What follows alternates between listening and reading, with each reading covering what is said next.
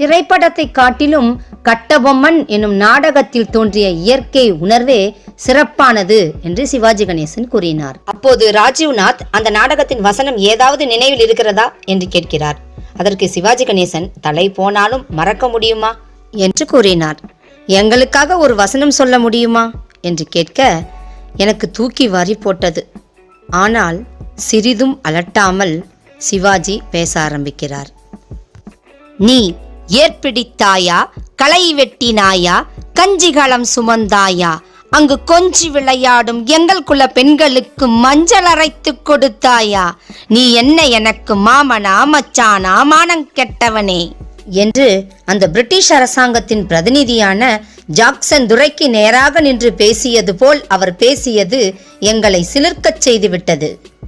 சிறிது நேர மௌனத்திற்கு பிறகு நடிகர் திலகம் அவர்கள் மலையாளத்தில் சரித்திர